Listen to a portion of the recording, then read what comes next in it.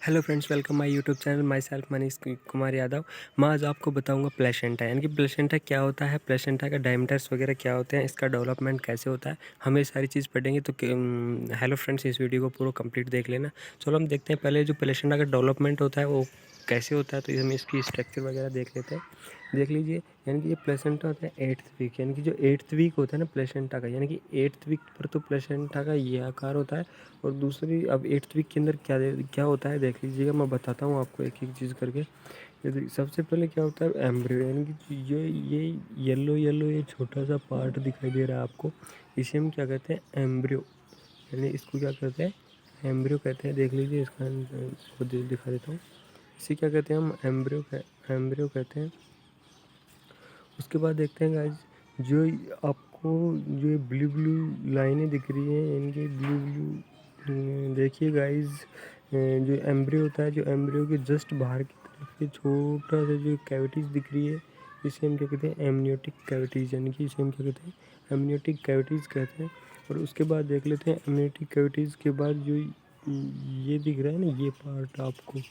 ये पार्ट क्या होता है, यूटेराइन कैविटीज़, यानी कि इसे हम क्या कहते हैं, यूटेराइन कैविटीज़ के नाम से जानते हैं। और जो अब देख लेते हैं हम कोरियोनिक कैविटीज़, यानी कि ये वाइट वाइट जो पार्ट दिख रहा है आपको, ये इसके चारों तरफ वाला, इसे हम कोरियोनिक कैविटीज़ क्या होते हैं कहते हैं। और जो कोरियन होता है, यानी कि जो कोरियन होता है, वो कोरियन क्या होता है, जो एम्ब्रियो होती है उसकी क्या होती है, मोस्ट आउटर लेयर, यानी एम्ब्रियो की क्या होती है, एक मोस्ट आउटर लेयर होती है। उसके बाद देख लेते हैं, हम जो ये पार्ट पाए जाते हैं, यानी कि जो हमारे जो प्लेसेंटा होते हैं उसके अंदर ये पार्ट पाए जाते हैं। ये मतलब प्रोफिंजी आकार के, इसे हम क्या कहते हैं, डेसिडुआ बेसिलस, यानी कि डेसिडुआ बेसिलस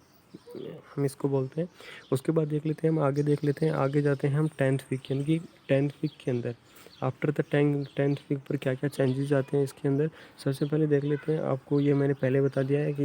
ये क्या है, एम्ब्रियो है। उसके बाद देख लेते हैं जो एमनियोटिक फ्लूइड, ये जो ब्लू कलर की ये दिख रहा है, ये ब्लू कलर ये क्या था, एमनियोटिक फ्लूइड, इसे हम क्या कहते हैं, एमनियोटिक फ्लूइड, यानी इसे हम क्या कहते हैं, एमनियोटिक फ्लूइड कहते हैं। उसके बाद देख लेते हैं गाइज, डेसिडुआ कैप्सुलरीज, यानी कि जो ये रेड लाइनें दिख रही हैं आपको, ये रेड डॉट दिखते हैं, ये क्या होती हैं, decidua capillaries. Okay guys, decidua capillaries होती है। उसके बाद देख लेते हैं लास्ट एंड, यानी कि जो हमारा जो प्लेसेंटा होता है उसका जो आफ्टर एंड होता है, यानी कि 12th वीक, यानी कि 12 वीक के बाद इसमें क्या क्या आता है देख लीजिए। यानी कि जो आफ्टर द जो 12 वीक के बाद क्या आते हैं, तो वो देख लेते हैं। हमारा जो एम्ब्रियो होता है, या हमारा जो एम्ब्रियो होता है वो क्या होता है, बहुत ही बड़ा, यानी कि बेबी क्या होता है, बहुत ही मतलब इसका डेवलपमेंट होता रहता है। और इसमें देख लेते हैं जो हमारे प्लेसेंटा का डेवलपमेंट, यानी कि ये देख लीजिए, ये प्लेसेंटा है, इस प्लेसेंटा का क्या होता है, ये डेवलपमेंट हो रहा है। ये लाइनें दिख रही है ना आपको, ये लाइन, ये क्या होता है, प्लेसेंटा का डेवलपमेंट होता है। उसके बाद देख लेते हैं गाइज, इस प्रकार ये इम्यूनिटी फ्लूइड वगैरह मैंने आपको पहले ही बता दिया। तो चलते हैं गाइज, हम अपनी जो प्लेसेंटा का जो इंट्रोडक्शन है, उसका डेवलपमेंट है, उसको हम स्टार्ट करते हैं। तो सबसे पहले देखते हैं प्लेसेंटा, यानी कि प्लेसेंटा क्या होता है, placenta, human placenta is discoid, यानी जो ह्यूमन प्लेसेंटा होता है वो क्या होता है, डिस्कॉइड, यानी कि डिस्कॉइड के आकार का क्या होता है, ह्यूमन प्लेसेंटा होता है, बिकॉज इट इज शेप, क्योंकि इसकी शेप होती है। और जो हमारा जो ह्यूमन प्लेसेंटा हो, ये तो डायरेक्टली के कांटेक्ट में आता है, जो सॉरी इसमें मिसअंडरस्टैंडिंग हो गई थी, जो कोरियन होता है, ये कोरियन के अंदर क्या आएगा, यहाँ पर आएगा कोरियन, कोरियन का मतलब क्या होता है, जो आउटर लेयर है, जो एम्ब्रियो की जो आउटर लेयर होती है उसको हम कोरियन कहते हैं। तो यहाँ पर कोरियन आएगा। ये क्या होती है, जो हमारा जो प्लेसेंटा होता है डायरेक्टली कांटेक्ट होता है किसके, कोरियन के। और जिसके अंदर क्या होता है, मैटरनल ब्लड, यानी कि जो प्लेसेंटा होता है उसका काम क्या होता है, जो मैटरनल ब्लड होता है उसका क्या करना, आदान प्रदान करना। और जो भी कुछ मैटरनल टिश्यू, यानी कि कुछ maternal tissue ceased at the parturition, यानी पार्चुरेशन का मतलब जानते हैं आप, पार्चुरेशन का मतलब होता है प्रसव। तो कुछ जो मैटरनल टिश्यूज़ होते हैं वो जो प्रसव के दौरान क्या होते हैं, बाहर निकल जाते हैं। उसके बाद देख लेते हैं placenta attached to uterine wall, यानी कि जो प्लेसेंटा होता है, हमारा जो प्लेसेंटा होता है वो किससे अटैच्ड होता है, हमारी जो यूटेराइन वॉल, यानी कि जो मदर्स की जो यूटेराइन पाया जाता है, यानी कि यूट्रस पाई जाती है, उसकी जो इनर वॉल होती है, यानी कि यूट्रस की जो इनर वॉल होती है उससे क्या होता है, प्लेसेंटा अटैच्ड होता है। और जो ये प्लेसेंटा होता है वो एस्टेब्लिश्ड, यानी कि कहाँ से एस्टेब्लिश्ड होता है, मदर एंड फीटस, सॉरी ये फीटस है, थोड़ी मिसअंडरस्टैंडिंग होगी, मदर एंड फीटस, यानी कि मदर और फीटस के बीच में क्या होता है, एस्टेब्लिश्ड यानी स्थित होता है, और किसके द्वारा जुड़ा होता है, अम्बिलिकल कॉर्ड, यानी कि अम्बिलिकल कॉर्ड के द्वारा ये जुड़ा होता है। उसके बाद देख लेते हैं इसका डेवलपमेंट देख लेते हैं। डेवलपमेंट में क्या करते हैं, जो हमारा प्लेसेंटा होता है, प्लेसेंटा का डेवलपमेंट क्या होता है, टू सोर्स, यानी कि प्लेसेंटा का डेवलपमेंट क्या होता है, टू सोर्स से प्लेसेंटा का डेवलपमेंट होता है। टू सोर्स से प्लेसेंटा का डेवलपमेंट होता है। जब कंपोनेंट इज फिटल, यानी कि जो प्लेसेंटा का डेवलपमेंट टू सोर्स से होता है, ये तो आपने देख लिया। उसके बाद देख लेते हैं कंपोनेंट इज फिटस, यानी कि जो फिटस का जो कंपोनेंट होता है वो कहाँ से डेवलप होता है। पहली चीज़ तो कोरियन फ्रंडाइज्म, कोरियन फ्रंडम से, कोरियन क्या होता है, जो एम्ब्रियो की जो आउटर लेयर थी मैंने पहले बता दी थी, कोरियन फ्रंडाइज्म। और दूसरी चीज़ क्या बताया गया, जो मैटरनल कंपोनेंट होते हैं डेसिडुआ बेसिलस, जो डेसिडुआ बेसिलस थी, यानी कि उसके, यानी इन दोनों से क्या होता है, ये मिलकर क्या होता है, बना होता है हमारा जो डेवलपमेंट होता है, जो प्लेसेंटा का डेवलपमेंट होता है वो डेवलपमेंट होता है। उसके बाद देख लेते हैं जो हमारे प्लेसेंटा का जो डेवलपमेंट तो हो गया, यानी कि जैसे ही प्लेसेंटा का डेवलपमेंट होता है तो हम क्या करते हैं, प्लेसेंटा क्या होता है, कंप्लीट, यानी प्लेसेंटा इज, देखिए ये placenta is completed on the 11th day, यानी कि जो प्लेसेंटा होता है वो कम्प्लीटली इम्प्लीमेंटेड, यानी कि इम्प्लीमेंट हो जाता है। जो यूट्रस की जो वॉल होती है उनके अंदर कैसे इम्प्लीमेंट, 11वें दिन, यानी कि 11वें दिन इम्प्लीमेंट होता है। और जैसे ही यह इम्प्लीमेंट होता है तो इसमें क्या होता है, जो blastocyst is surrounded on all side by the lacunar space, यानी कि जो ब्लास्टोसिस्ट पाई जाती है ना वो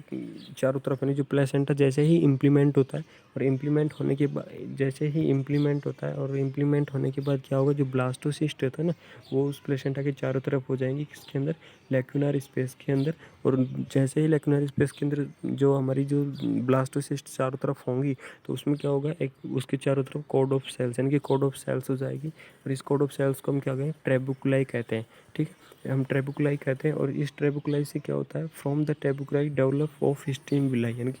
फ्रॉम द ट्रेबुकुलाई, जो ट्रेबुकुलाई होता है इससे किसका डेवलप होता है, स्टीम विलाई का डेवलप होता है 13वें दिन, यानी कि 13वें दिन स्टीम विलाई का डेवलप होता है। और जैसे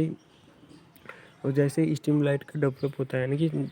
जैसे ही प्लेसेंटा, सबसे पहले मैं बता देता हूँ, इम्प्लीमेंट होगा 11वें दिन, इम्प्लीमेंट होने के बाद उसका ब्लास्टोसाइट्स होगा, यानी कि ब्लास्टोसाइट्स क्या होंगी, उसके जो इम्प्लीमेंटेशन हुआ था हमारा प्लेसेंटा उसके चारों तरफ, यानी कि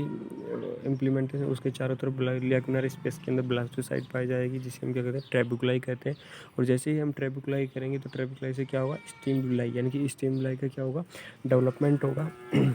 और जैसे ही स्टीम विलाई का डेवलपमेंट होगा तो उसमें क्या होगा, प्राइमरी सेकेंडरी टर्सरी विलाई, यानी कि प्राइमरी सेकेंडरी टर्सरी विलाई क्या होंगी, डेवलप्ड, यानी उसका विकास हो जाएगा स्टीम विलाई से। और जैसे ही इनका विकास होगा तो आफ्टर दिस कनेक्शन, यानी कि इस कनेक्शन के बाद क्या होगा, यानी कि जो 21वें दिन क्या होता है, जो आर्टरियोवैस्कुलर सिस्टम होते हैं ना उसके अंदर क्या होता है, ये कम्प्लीटली हो जाता है, यानी कि आर्टरियोवैस्कुलर सिस्टम क्या होता है, कम्प्लीटली होता है 21वें दिन। और उसके बाद क्या होता है, आफ्टर दिस कनेक्शन, यानी इस कनेक्शन के बाद क्या होता है, इंट्रा एम्ब्रियोनिक वैस्कुलर सिस्टम, यानी कि यह किसके साथ कनेक्ट होता है, इंट्रा एम्ब्रियोनिक वैस्कुलर सिस्टम्स के साथ, और थ्रू द बॉडी स्टाल, यानी कि बॉडी स्टाल्स का दूसरा नाम होता है अम्बिलिकल कॉर्ड। यानी ये क्या होता है, आफ्टर दिस, यानी इसके बाद क्या होता है, यह जो हमारा जो इंट्रा एम्ब्रियोनिक वैस्कुलर सिस्टम है इससे कनेक्ट हो जाता है, किसके द्वारा, बॉडी स्टाल या फिर अम्बिलिकल कॉर्ड के द्वारा। आफ्टर सम टाइम, यानी कुछ समय बाद जो लैक्यूनार स्पेस है, यानी कि जो स्पेस था हमारा लैक्यूनार, वो कॉन्फ्रेंट हो जाता है, यानी कि थर्ड और फोर्थ वीक के अंदर एक दूसरे के अंदर क्या होता है, कॉन्फ्रेंट हो जाता है। और किससे भर जाता है, मैटरनल ब्लड, यानी फिल्ड विद मैटरनल ब्लड, यानी कि मैटरनल ब्लड के साथ भर जाता है। This space become the future intervillous space, और यह स्पेस क्या बन जाता है, जो लैक्यूनार स्पेस था हमारा, ये लैक्यूनार स्पेस बाद में क्या बन जाता है, इंटरविनस स्पेस, यानी बाद में क्या हो जाता है, इंटरविनस स्पेस बन जाता है। उसके बाद देख लें जो सेकंड सोर्स था उसको देख लेते हैं, यानी कि जो कोरियन फ्रंडस, यानी कि कोरियन फ्रंडस एंड डेसिडुआ बेसिलस था, वो कहाँ से था, प्लेसेंटा से था, ठीक है। और इट बिगैन, यानी कहाँ से शुरुआत होती, 6th week and is completed by the 12th week, यानी इसकी शुरुआत कहाँ से हुई, 6th वीक से इसकी शुरुआत होती है, एंड कंप्लीट कब होता है, 12th वीक, यानी 12th वीक के अंदर ये कंप्लीट हो जाता है। तो हम इसके अंदर देखते हैं क्या लिखा हुआ है, until the end of the 16 week, यानी जब तक,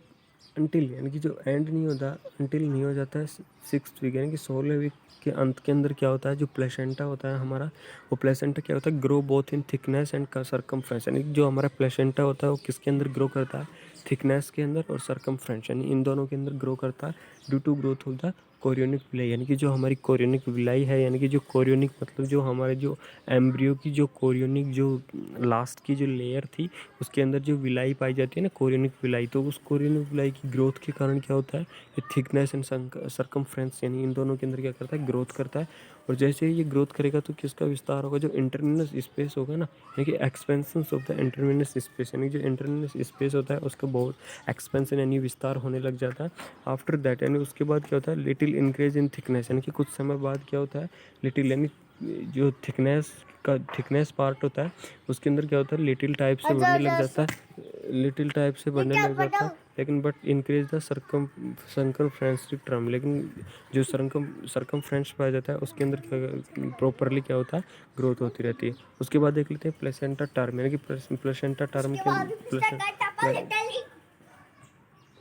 प्लेसेंटा टर्म के अंदर क्या देख लेते हैं, ग्रोस एनाटोमी, यानी कि ग्रोस एनाटोमी के अंदर क्या क्या बताया जाता है, हमारी जो प्लेसेंटा की ग्रोस एनाटोमी होती है तो उसके अंदर हम क्या बताते हैं कि ग्रोस एनाटोमी जो हमारा प्लेसेंटा होता है उसका डायमीटर क्या होता है, उसका वेट क्या होता है, उसकी जो थिकनेस होती है वो क्या होती है, और जो प्लेसेंटा होता है वो किन किन से मिलकर बना होता है। तो हम चलते हैं देख लेते हैं हमारी प्लेसेंटा की ग्रोस एनाटोमीज को, यानी कि placenta term is almost diameter, यानी कि प्लेसेंटा का डायमीटर क्या होता है, 15 से 20 सेंटीमीटर का होता है, और जो इसकी थिकनेस होती है वो क्या होती है, 3 सेंटीमीटर के लगभग होती है। उसके बाद क्या होता है, जो हमारा जो प्लेसेंटा होता है वो स्पॉन्जी जैसा दिखाई देता है, और इसका वेट क्या होता है, 500 ग्राम होता है। ओके ओके गाइज, उसके बाद देख लेते हैं इट प्रेजेंट, यानी कि ये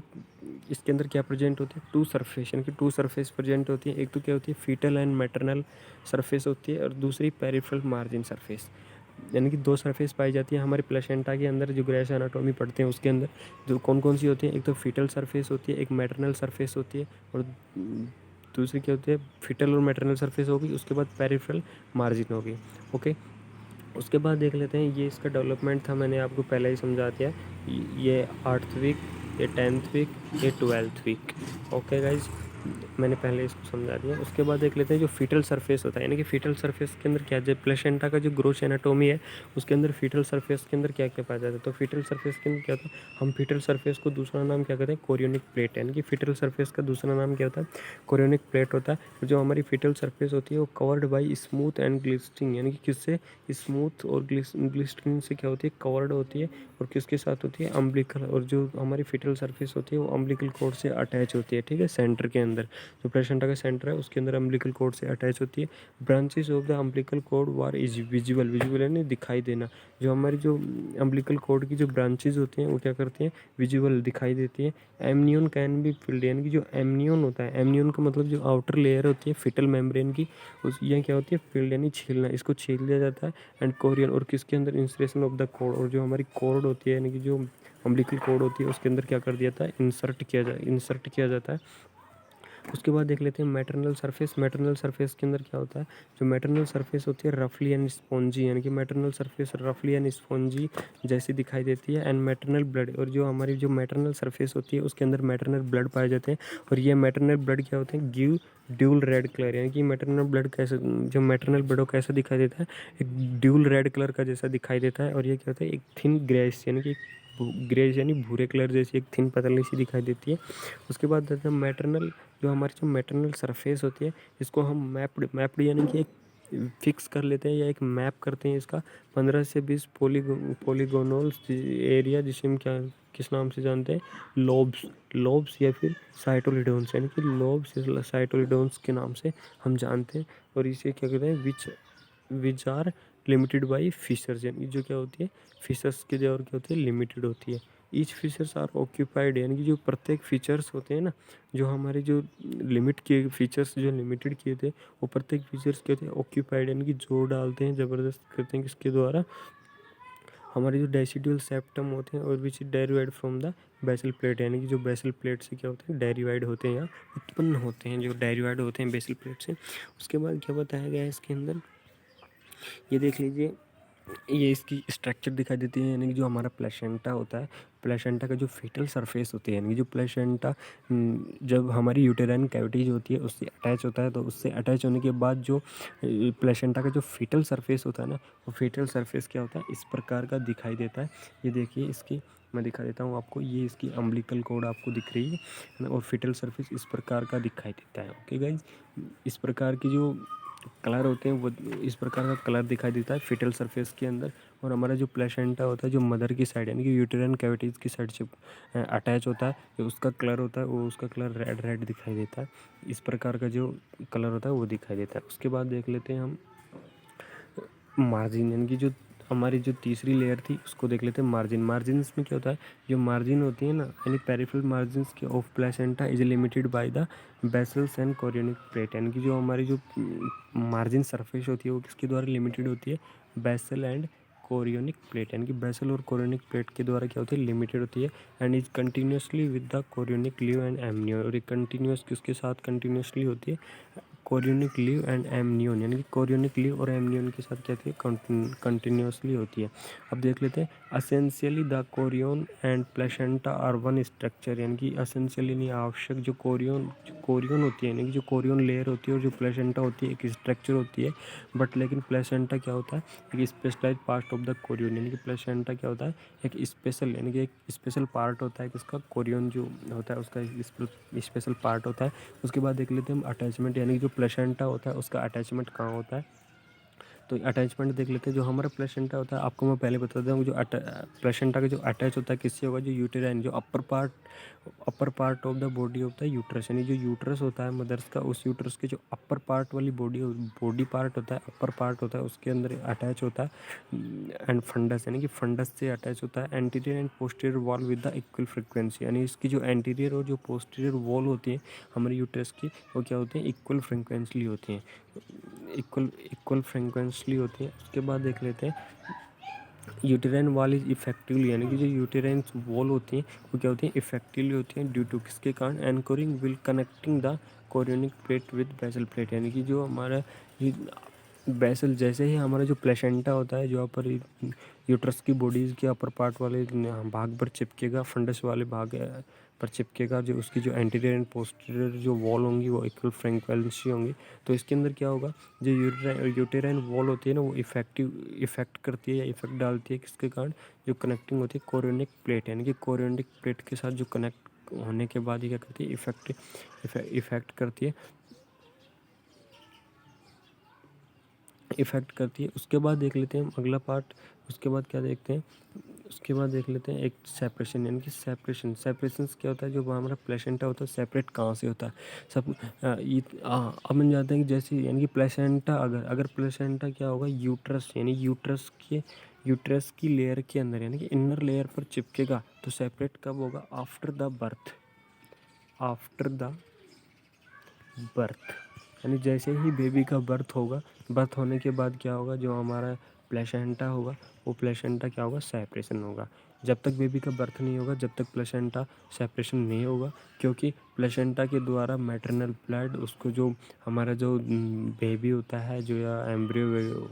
होता है उसके बाद बेबी होता है, तो उसके अंदर क्या होता है, उसके पोषक तत्व वगैरह maternal blood maternal water amniotic fluid वगैरह सब कुछ क्या होते हैं, किसके द्वारा जाते हैं, हमारे प्लेसेंटा के द्वारा जाते हैं। तो जब बेबी का आफ्टर द बर्थ यानी कि after the birth of baby यानी बेबी के जन्म के बाद क्या होता है, ये सेपरेट हो जाता है। और ये सेपरेशन किसके द्वारा होता है, स्पोन यानी डिसाइडेड डेसिडुआ स्पोंजियम, यानी डेसिडुआ स्पोंजियम्स के द्वारा क्या कर लिया, इसको सेपरेट कर लिया जाता है। ओके गाइज, अगर वीडियो अच्छी लगे तो गाइज बता देना।